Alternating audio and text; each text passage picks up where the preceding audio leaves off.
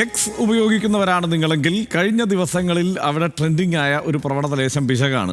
X തുറക്കും മുമ്പ് അല്പം ജാഗ്രത വേണമെന്നായിരിക്കുന്നു. അതിപ്രശസ്തരുടെ, പ്രഗത്ഭരുടെ, രാഷ്ട്രീയക്കാരുടെ, ചലച്ചിത്ര താരങ്ങളുടെ, ഒരുപക്ഷെ നമ്മുടെ പരിചയക്കാരുടെ വരെ ബിക്കിനി ചിത്രങ്ങൾ എക്സ് ഫീഡിലേക്ക് പൊട്ടി വീണേക്കാം. സാധാരണ ഫോട്ടോകളെ എക്സിൻ്റെ ഗ്രോക്ക് AI ഉപയോഗിച്ച് ബിക്കിനി ചിത്രങ്ങളാക്കി മാറ്റുന്നതാണ് പുത്തൻ ട്രെൻഡ്. പുതുവർഷ ആഘോഷത്തിൻ്റെ ഭാഗമായി ട്രെൻഡ് പരിധി വിട്ടു. സ്ത്രീകളുടെ സോഷ്യൽ മീഡിയ ടൈം ലൈനുകളിൽ നിന്ന് പകർത്തുന്ന ചിത്രങ്ങളിലടക്കം ഗ്രോക്കിൽ അപ്ലോഡ് ചെയ്ത ശേഷം നേരിട്ട് പ്രോംപ്റ്റുകളിലേക്ക് നൽകിയാണ് ഈ അർദ്ധനഗ്ന ചിത്രങ്ങൾ നിർമ്മിക്കുന്നത്. ഇത് തമാശയല്ലെന്നും അധിക്ഷേപവും അശ്ലീലവുമാണെന്നുമുള്ള വിമർശനം അതിശക്തമാണ്. XAIയുടെയും ഗ്രോക്കിൻ്റെയും ഉടമയായ ഇലോൺ മസ്ക് അടക്കം വിവാദത്തിൽ കക്ഷി ചേർന്നിട്ടുണ്ട്. മസ്കിൻ്റെ ഇടപെടലും കൗതുകകരമാണ്. ആദ്യം ആദി എക്സ്ട്രാ. ഗ്രോക്ക് AI കൊണ്ട് സൃഷ്ടിച്ച ഡീപ് ഫേക്ക് ബിക്കിനി ചിത്രങ്ങൾ എക്സിന്റെ ഫീഡുകളിലാണ് ഏറെയും കുമിയുന്നത്. ഇലോൺ മസ്കിന്റെ ഉടമസ്ഥതയിലുള്ള XAI വികസിപ്പിച്ചെടുത്ത AI ചാറ്റ്ബോട്ടായ ഗ്രോക്ക് AIയിലെ ഈ പുതിയ ട്രെൻഡിനെ ചൊല്ലി നെറ്റിസൺ ലോകം രണ്ടായി വിഭജിച്ചിരിക്കുകയാണ്. വളരെ ലളിതമായ 3 വാക്കുള്ള പ്രോംപ്റ്റ് ഉപയോഗിച്ച് ആരുടെയും അർദ്ധനഗ്ന ചിത്രങ്ങൾ സൃഷ്ടിക്കാം എന്നതാണ് പുതിയ ട്രെൻഡ്. ബിക്കിനിക്കും അപ്പുറം ലൈംഗിക ദ്യോതക ഫേക്ക് ചിത്രങ്ങൾ ഉണ്ടാക്കാനും ഗ്രോക്കിൽ സാധ്യമാണ്. ഇലോൺ മസ്ക് ഏതായാലും ആദ്യത്തെ പക്ഷക്കാരനാണ്. ബിക്കിനി ധരിച്ച തന്റെ ഒരു ചിത്രം സൃഷ്ടിക്കാൻ എലോൺ മസ്ക് തന്നെ ഗ്രോക്ക് AIയോട് ആവശ്യപ്പെട്ടു. ഗ്രോക്ക് സൃഷ്ടിച്ച സ്വന്തം ബിക്കിനി ഫോട്ടോയ്ക്ക് അദ്ദേഹം പെർഫെക്റ്റ് എന്ന കമന്റും നൽകി. ഇതൊക്കെ ഒരു രസമല്ലേ എന്ന മസ്കിന്റെ മട്ടിൽ ഈ വിഷയം എടുക്കാത്തവർ അങ്ങേയറ്റം അധിക്ഷേപകരമെന്നാണ് പുതിയ ട്രെൻഡിനെ വിശേഷിപ്പിക്കുന്നത്. ലോക നേതാക്കളുടെ അടക്കം ബിക്കിനി ചിത്രങ്ങൾ എക്സ് ഫീഡിൽ കുമിയുകയാണ്. സ്ത്രീകളടക്കം സാമൂഹിക മാധ്യമങ്ങളിൽ പോസ്റ്റ് ചെയ്ത ചിത്രങ്ങളും ഇത്തരത്തിൽ അനുവാദമില്ലാതെ പകർത്തി ദുരുപയോഗം ചെയ്യുന്നത് ദൂരവ്യാപക പ്രത്യാഘാതങ്ങൾ ഉണ്ടാക്കിയേക്കാം. RD extra news Malayalam.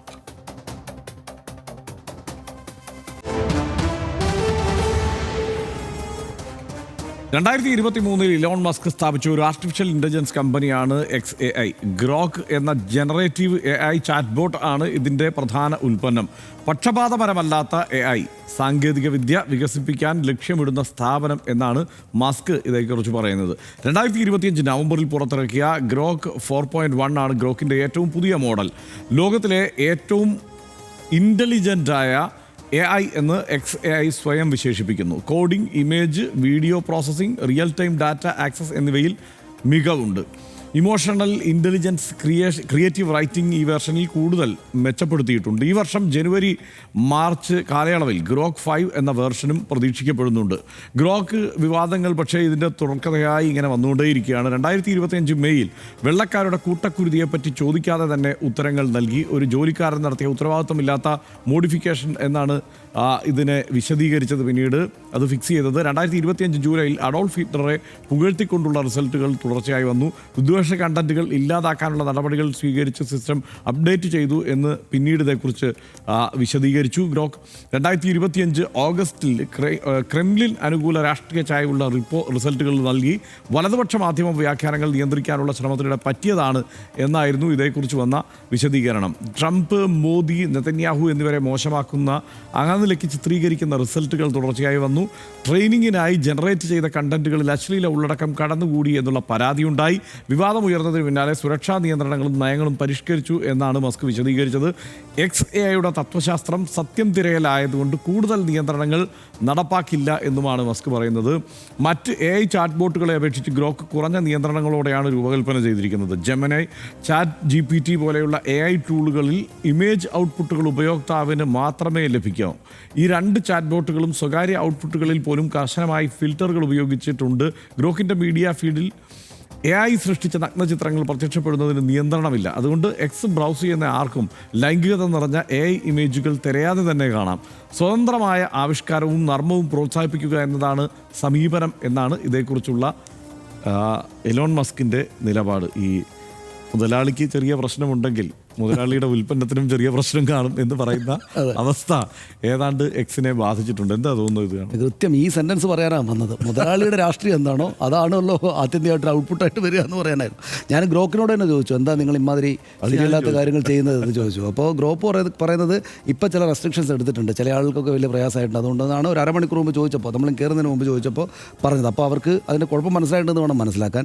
രണ്ടാമത് എന്താണെന്ന് വെച്ചാൽ, ഒന്ന് ഈ കഴിഞ്ഞ ദിവസം ജെന്നിഫർ ലോപ്പസ് പറഞ്ഞത് നമ്മൾ സംസാരിച്ചല്ലോ നേരത്തെ. ജെന്നിഫർ ലോപ്പസ് ഒരു പരിപാടിയിൽ പറഞ്ഞു അവർ നഗ്നയായിട്ട് വരുന്നു, അവർ വേണ്ടത്ര ഡ്രസ്സ് ഇടുന്നില്ല, ഈ നഗ്ന ശരീരം കാണിക്കുന്നു എന്ന വിമർശം അവരോട് വല്ലാതെ വന്നപ്പോൾ അവർ പറഞ്ഞു എൻ്റെ അത്ര നല്ല ശരീരം നിങ്ങൾക്കുണ്ടായിരുന്നെങ്കിൽ നിങ്ങളും തുണിയില്ലാതെ നടന്നേനെ എന്നുള്ള മറുപടിയാണ് ജെന്നിഫർ ലോപ്പസ് നൽകിയത്. അപ്പം ഞാൻ പറയുന്നത് ആളുകൾക്ക് പഴയ കാലത്തിന് വ്യത്യസ്തമായിട്ട് സ്വന്തം ശരീരത്തിൽ ഒരു ആത്മവിശ്വാസം വന്നൊരു കാലമാണ്.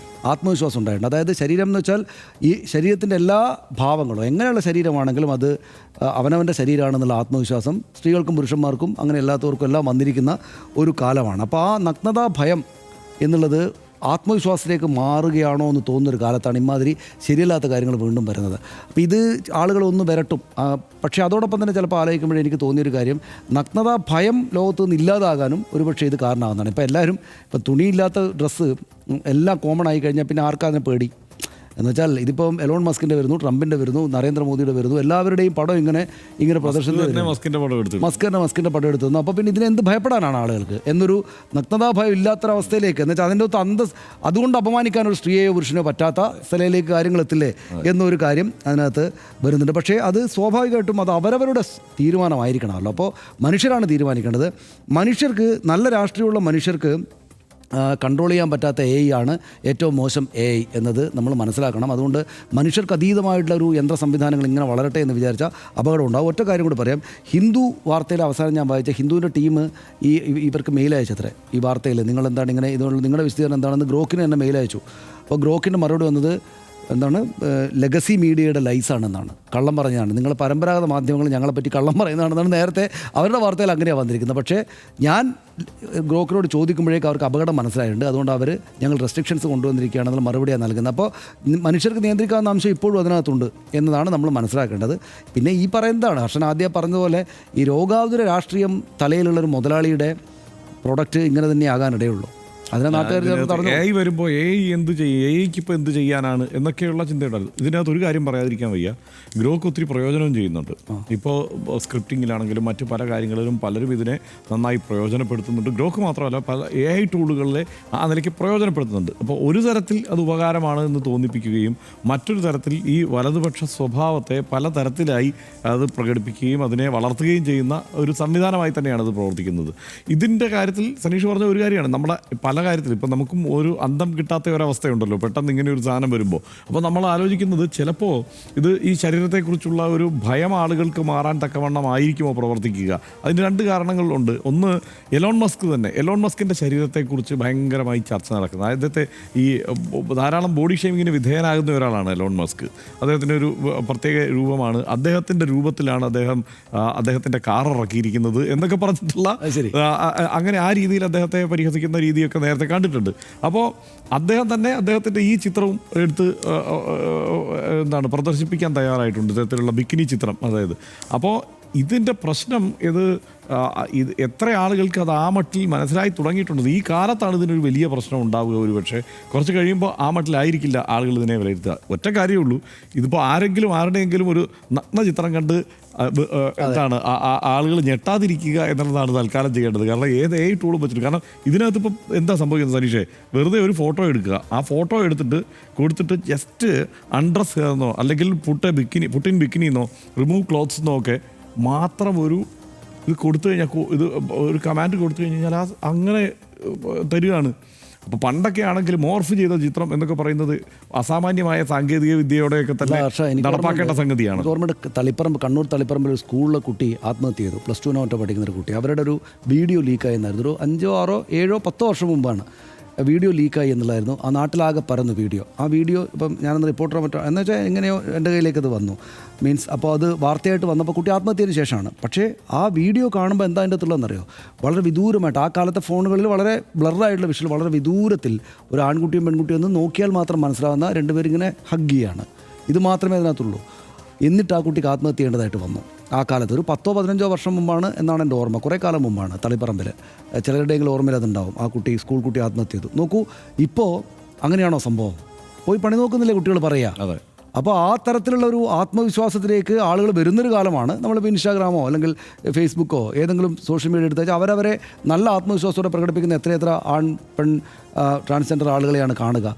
അപ്പോൾ അതിനെ നെഗറ്റീവായിട്ടാണോ ബാധിക്കുക, അല്ലെങ്കിൽ ഇതിങ്ങനെ വന്നാൽ ഞങ്ങൾക്ക് എന്ത് പ്രശ്നമാണ് എന്ന ആത്മവിശ്വാസത്തെ കൂടുകയാണോ ചെയ്യാൻ നമുക്ക് കാത്തിരുന്ന് ഇതിനകത്ത് ഇത്തരം ഈ ഡീപ് ഫേക്ക് സംഗതികളിൽ കർശനമായ നിയമങ്ങൾ ഇന്ത്യയിലും ഉണ്ട്, ബാക്കിയുള്ള രാജ്യങ്ങളിലും ഒക്കെ ഉണ്ട്. പക്ഷേ എത്രത്തോളം അത് പ്രായോഗികമായി നടപ്പാക്കാൻ പറ്റും എന്നുള്ള കാര്യത്തിലേക്ക് വരുമ്പോൾ കുറേയേറെ പ്രശ്നങ്ങൾ അതിനകത്തുണ്ട്. പല രാജ്യങ്ങളിലും അത്തരത്തിൽ ഡീപ് ഫേക്കുകളെ നിയന്ത്രിക്കാൻ, കാരണം അത് പലർക്കും പ്രശ്നപ്പെടുന്നു. ഇവിടെ തന്നെ ബോളിവുഡ് ആക്ടേഴ്സ് പരാതി കൊടുത്തിരുന്നല്ലോ, AI ചിത്രങ്ങൾ പ്രശ്നമുണ്ടാകും. അതാ ബോളിവുഡ് ആക്ടേഴ്സ് കൊടുത്തു. അതായത് അവരവരുടെ എങ്ങനെ ചിത്രീകരിക്കപ്പെടണം എന്നുള്ള തീരുമാനം അവരവരുടേതാണ്. അതായത് ഇപ്പോൾ എൻ്റെ പടം എടുത്തിട്ട് ബിക്കിനി ഇട്ട് പിന്നെ മുഴുവൻ പരത്താൻ ആർക്കും പറ്റും എന്നത് അങ്ങേയറ്റം എക്സ്ട്രീമായിട്ടുള്ളൊരു അവസ്ഥയാണ്. അത് നിശ്ചയമായിട്ടും അത് ആ നിലക്ക് വലിയ തോതിൽ എതിർക്കപ്പെടേണ്ടതാണ്, സംശയമേ ഇല്ല. അതെ. ഓപ്പൺ AI ചാറ്റ് GPT, ഗൂഗിളിൻ്റെ ജെമിനി എന്നിവയ്ക്കൊക്കെയുള്ള ഇലോൺ മസ്കിൻ്റെ മറുപടിയായിരുന്നു ഈ ഗ്രോക്ക് വിവാദങ്ങളിൽ പെടുന്നത് ഇത് ആദ്യമായിട്ടല്ല. ഇക്കൊല്ലം ആദ്യം അവരുടെ ഇമേജ് ജനറേഷൻ ഫീച്ചർ അവതരിപ്പിച്ചപ്പോൾ തന്നെ AI പരിശീലിപ്പിക്കുന്ന സെഷനുകൾക്കിടെ അശ്ലീല ഉള്ളടക്കം തനിയെ ജനറേറ്റ് ചെയ്യപ്പെടുന്നു എന്ന പരാതിയുണ്ടായിരുന്നു. XAI ഇടപെട്ട് അത് പരിഹരിച്ചു എന്ന് പിന്നീട് കേട്ടു. ഗ്രോക്കിൻ്റെ കമ്പാനിയൻ മോഡിനെ പറ്റിയും സമാനമായ ആശങ്കകൾ ഉയരുന്നുണ്ട്.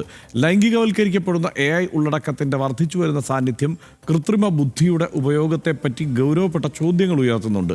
ഏതൊരു വ്യക്തിയുടെയും പ്രതിച്ഛായ അവരുടെ അനുവാദമില്ലാതെ എങ്ങനെ മാറ്റി തീർക്കുന്നതും സ്വകാര്യതയുടെ നഗ്നമായ ലംഘനം തന്നെയാണ്. ഏതൊരാളെയും അവരുടെ സമ്മതമില്ലാതെ നഗ്നരൂപങ്ങളാക്കുന്നതാകട്ടെ ഡിജിറ്റൽ വസ്ത്രാക്ഷേപത്തിൽ കുറഞ്ഞത് ഒന്നുമല്ല.